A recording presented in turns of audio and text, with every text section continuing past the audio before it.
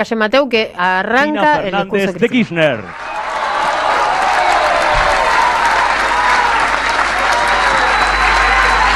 Muchas gracias. Muchas gracias. Bueno, muy buenas tardes a todos y a todas. Muchas gracias. Bueno, muy buenas tardes a todos y a todas. Seguramente me han escuchado más de una vez decir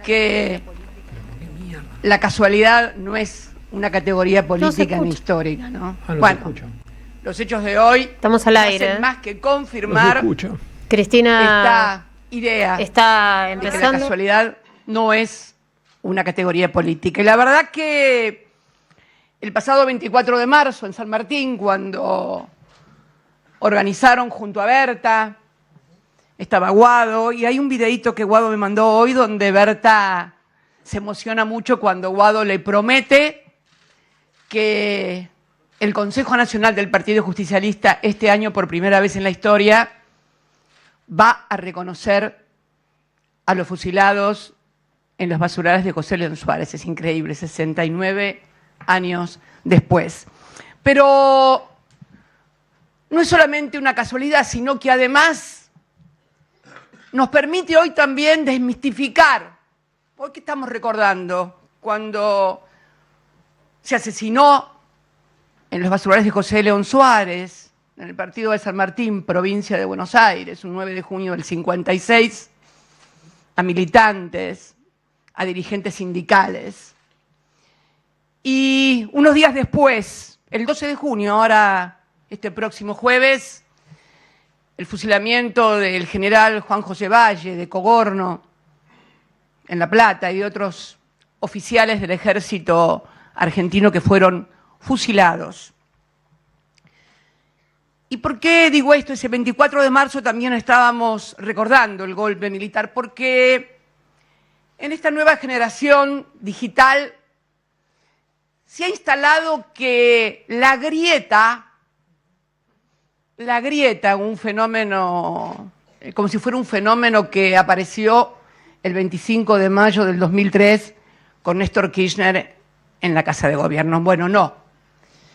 Estas cosas pasaron en el país. Fusilaban y asesinaban gente por ser peronista.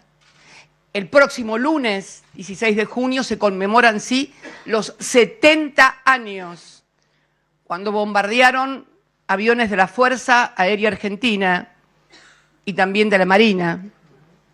Bombardearon la Plaza de Mayo un día hábil, no era una manifestación peronista, no, había argentinos y argentinas que transitaban como un día más allí. El golpe del 55 también, que lo vamos a conmemorar en el mes de septiembre, 16 de septiembre. Pero si queremos ir un poquito más para atrás, podemos empezar con el derrocamiento de Irigoyen y su encarcelamiento en la isla de Martín García. Hasta el abogado le metieron preso a Irigoyen. Espero que mi abogado no corra la misma suerte, pobre, y a él lo dejen en libertad. Pero bueno, nunca se sabe con esta gente. Al de Irigoyen lo metieron preso. Esta es la verdad de la milanesa. Y si quieren ir un poquito más para atrás, a los mentores periodísticos y políticos que quieren hacer convencer a los argentinos que por ahí no les gusta la historia, que esto empezó el 25 de mayo del 2003, podemos ir un poquitito más para atrás y podemos ir, por ejemplo, cuando degollaron al Chacho Peñalosa, ¿no? Y clavaron, después de haberse rendido, fue vencido en una batalla por el ejército mitrista, entregó las armas y lo mataron y lo lancearon. No solamente eso, le cortaron una oreja primero y la mandaron a San Juan como prueba de que había muerto, y después le cortaron la cabeza y la pusieron en una pica en la plaza en Oltra. Y a su mujer, encadenada, le hicieron barrer la plaza de San Juan, humillación. Así que los que nos hablan de la grieta, que se hagan cargo de lo que hicieron en la historia argentina. Podemos ir un cachito más para atrás todavía. Y bueno, podemos hablar del fusilamiento de Dorrego, y si quieren ir más para atrás, con el nacimiento de la patria, cuando envenenaron a Moreno. En fin, a ver, en algún momento vamos a tener que discutir en serio la historia argentina, qué es lo que pasó, para que no nos sigan dividiendo inútilmente a los argentinos, porque estas divisiones, lejos de favorecer al pueblo, aún aquel que se siente antiperonista o antikirchnerista, finalmente termina perjudicándolo con procesos económicos que destruyen el presente y el futuro de los argentinos, porque de eso se tratan estos hechos. Esconden en la defensa de un modelo económico. Cuando se produce el golpe en el 55 y se derroca a Perón, lo que se quiere es terminar con un modelo de distribución del ingreso que no era aceptado por los poderes hegemónicos económicos en la Argentina. Tan simple y tan sencillo como eso. Perón se había negado a formar parte del Fondo Monetario Internacional. Argentina no había firmado el acuerdo de Bretton Woods. Y lo primero que hizo el gobierno de la autodenominada Revolución Libertadora fue adherir al Fondo Monetario Internacional y ahí empezar un largo proceso de endeudamiento que, salvo interregnos muy breves, el del propio Perón, cuando retorna en su tercera presidencia y cancela un préstamo del Fondo Monetario, y el que se inicia en el 2003. Un proceso de endeudamiento que hoy aún no solamente persiste, sino que se acrecienta. Cuando venía para acá, estaba escuchando un nuevo préstamo con bancos privados del Banco Central de 2.000 millones de dólares para acrecentar reservas. Esto tenemos que tenerlo muy en claro. Estos hechos que hasta el año 76 protagonizó el partido militar y que había empezado ese partido militar con el derrocamiento de Irigoyen en el 30, luego sufre una mutación, no solamente en la Argentina, sino en toda la región. La región se había caracterizado durante el conflicto este-oeste, comunismo, anticomunismo, con golpes de Estado. Ahora ya no son necesarios los golpes de Estado, ya no es necesario instrumentar a las Fuerzas Armadas en un partido militar. Ahora han cambiado de partido y es el partido judicial. Es un PJ también, no este que está acá, obviamente. Es el PJ judicial, digamos, ¿no? El que ya no los mandan a Panamá, a las escuelas de las Américas, a aprender a ver cómo se reprime o se organiza la represión, sino los mandan a cursos de derecho en Miami, en Washington, etcétera, etcétera. Pero es eso. Y bastó que hace una semana anunciáramos una candidatura para que, como explicaba el otro día en Corrientes, se desataran los demonios. ¿Por qué? Porque este modelo tiene fecha de vencimiento. Este modelo se agota. Lo sabemos porque es una copia de lo que hizo Martínez de Oz, de lo que hizo la convertibilidad durante los años 90 y que se sostiene durante un tiempo con este dólar barato y esta suerte de estabilidad en los precios que en realidad todo el mundo sabe lo que sale cuando va al supermercado. No hace falta que lo venga yo a contar. Así que en realidad lo que se están preparando es cómo desarmar o desarticular la posible organización popular y política que necesariamente se va a producir, porque la historia demuestra, más allá de las persecuciones y de las proscripciones, que finalmente la gente, el pueblo, se termina organizando sino en defensa propia. Y yo creo que es esta un poco la clave. Tenemos que entenderlo en clave de política económica y de cómo los sectores hegemónicos no van a permitir distraerse, como lo hicieron en el 17, cuando pensaron que realmente después de toda la persecución, la estigmatización, el que habíamos perdido las elecciones en el 2017, estábamos terminados y acabados y pudimos construir una alternativa que ya sabemos no salió bien, pero como lo dije el otro día, tenemos todo un problema cuando se llega en nombre de un proceso colectivo y en lugar de mirarse y verse como un dispositivo de ese proyecto colectivo, tenemos gente que se asume como un proyecto personal. Este es un problema que no es nuevo tampoco en el peronismo. No estamos descubriendo la pólvora ni el agujero al mate. Estamos simplemente describiendo los problemas que atraviesa y atravesó la organización popular, nacional y democrática en el curso de la historia, que seguramente los va a seguir atravesando, pero que también seguramente los vamos a superar, porque en definitiva siempre viene, el pueblo regresa, tal vez con distintos nombres, tal vez de distintas formas, pero en definitiva siempre hay un modo de organización popular y esta es nuestra obligación como militantes, pase lo que pase, que seguramente va a pasar porque no nos van a dejar seguir otra vez porque en realidad, como lo decía el otro día, tienen miedo y por lo tanto descreen de que puedan organizar algo enfrente nuestro, porque además esto que está ahora, esto que describía recién muy bien Leo, este gobierno cachivache, si se me permite, es un gobierno cachivache, finalmente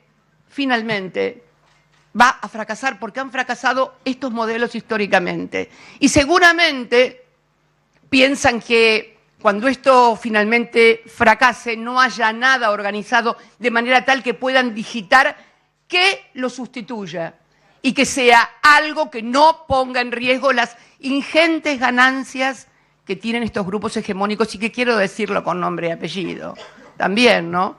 Porque este grupo hegemónico económico que un día está en la siderurgia y ahora está en Vaca Muerta, el grupo hegemónico Clarín, que no deja de... A los argentinos le va horrible, pero a Clarín cada vez le va mejor. Telefónica con Macri, perdón, Telecom con Macri, Telefónica ahora. Me gustaría verlo al presidente que se hace tanto el machito mexicano con los del Garrahan, con los discapacitados, a ver qué hacen ahora que la justicia en lo civil y comercial de Clarín le decretó y le aprobó la adquisición de Telefónica, a ver si realmente pueden desarmar y desarticular eso como una prueba de que realmente... No, ¿no es cierto? No, seguramente que no parece. Así que en realidad estamos frente a una decisión en donde el Poder Judicial o el Partido Judicial, en este caso la Corte, a la que definí hace una semana como guardia pretoriana del poder económico, fíjense qué curioso, decreto 70 hace más de un año y sigue vigente. ¿Ustedes se imaginan un decreto 70 pero emitido por el campo nacional, popular y democrático que hubiera tocado intereses de la economía concentrada, hubiera durado más de un año, no le daba más de 15 o 20 días, en lo que fue ese decreto 70, una verdadera reforma constitucional encubierta? Y así podemos seguir enumerando, como cuando nos declararon en menos de un mes inconstitucional la reforma o democratización de la justicia que habíamos iniciado nosotros. Por eso creo que es muy importante esto que estamos haciendo hoy acá, que es por primera vez, una cosa que habíamos decidido mucho antes de que esto se supiera, el reconocimiento de nuestra historia. Nadie puede avanzar si no se sabe de dónde viene. Si no sabes de dónde venís, difícilmente puedas llegar a buen puerto. Difícilmente puedas llegar a buen puerto. Por eso es muy importante organizarse, por eso es muy importante, y lo vuelvo a recalcar una y otra vez, no vernos como militantes electorales, sino como militantes políticos, que tenemos que organizar a la sociedad en todos sus sectores sociales para articular y fundamentalmente difundir las ideas, lo que pasa, ayudar a interpretar y a decodificar. La gente tiene muchos problemas y además los sectores más jóvenes, más nuevos, desconocen parte de la historia. Creo que son actos como estos los que contribuyen a atar los hilos de la historia, porque en definitiva siempre intentan presentarnos la historia como hechos que no tienen que ver el uno con el otro, como que no hubiera una articulación entre los hechos. Y me parece que esta es una forma de ponernos en un lugar de no interpretar adecuadamente y de codificar lo que estamos viviendo. Por eso creo que no es casualidad el hecho de estar acá. Y estoy acá, como vos dijiste. Sí, claro. Nosotros no somos como esa derecha mafiosa que se profuga 3 años y cuando vuelven al país,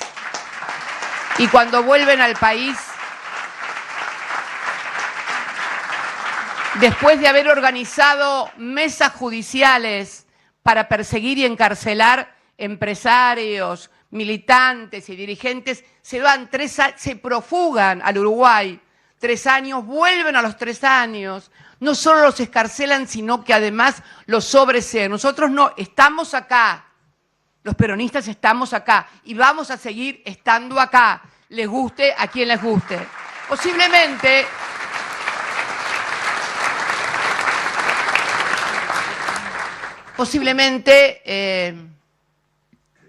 algunos crean que pueden derrotarnos o humillarnos a partir de esto. Miren, hay momentos en la historia que cuando determinados personajes caminan libres por la calle, estar adentro por ahí, cuando estás en la política, es un certificado de dignidad personal y política. Así que, miren, mientras caminen por la calle libres de polvo y paja, los que hicieron megacanjes, endeudaron 2 veces al país con el Fondo Monetario y lo siguen endeudando sin saber dónde están los miles de millones de dólares. Los de las autopistas, de los parques eólicos, los del correo sin dar respuesta, siguen en libertad. Créanme que estar presa es un certificado de dignidad, créanlo, porque lo siento de esa manera. Lo siento de esa manera. Así que quiero decirles que el rol de cada compañero, de cada compañera, cualquiera sea el lugar que ocupe, desde el militante más raso hasta el más encumbrado, con responsabilidades institucionales, tiene una inmensa responsabilidad. Organizar y permitir, como lo hicimos, que en el 2015, cuando en aquella plaza los compañeros nos decían vamos a volver, y muchos no creían, nosotros creíamos, muchos no creían, pudimos darnos una estrategia de construcción. Esto también requiere, ojo, desprendimiento personales, porque la unidad, siempre y cuando el primero sea yo, así no se construye la unidad. La unidad se construye, no importa quién sea el primero o la primera, sino que sea una unidad que asegure la construcción de la victoria, como lo hicimos en el 19. Y como a pesar de las dificultades tremendas, estuvimos a punto de lograrlo también en el 23, apenas a 2 puntos y algo de poder ganar después de las dificultades que ya todos conocemos y sabemos, y también de las defecciones, porque también las hubo. Y a las defecciones hay que llamar, una cosa son los errores y otra cosa son las defecciones.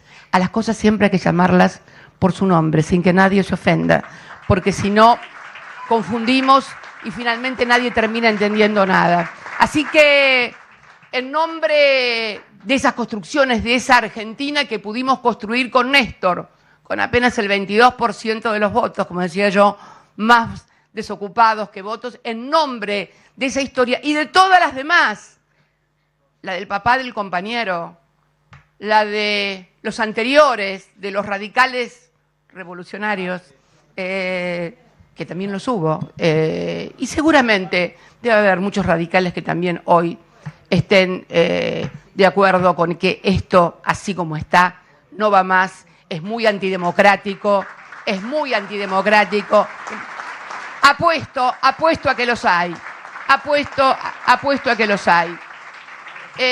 Construir realmente una organización popular y democrática que permita... ¿Quién se está riendo de qué? Ah, mirá, está Leopoldo Moró y Sergio Palazzo, claro que sí. ¿Ves? Son radicales. Un aplauso para los compañeros.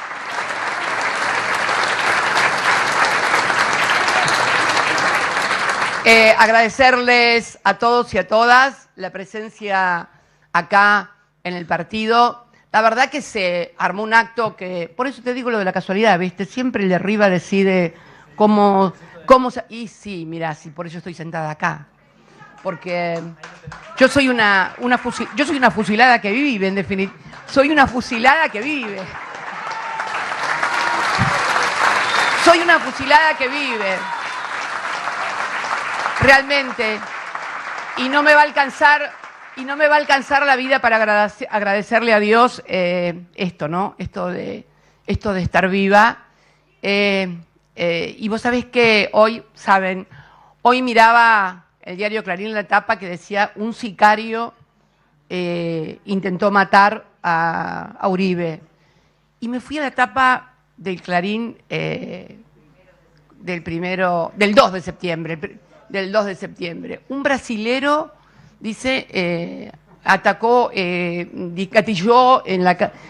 un brasilero gatilló, como que pasaba por ahí un brasilero y gatilló en la cara de Cristina. Bueno, sin olvidar, por supuesto, aquella maravillosa frase de la bala que no salió, pero la sentencia que sí saldrá.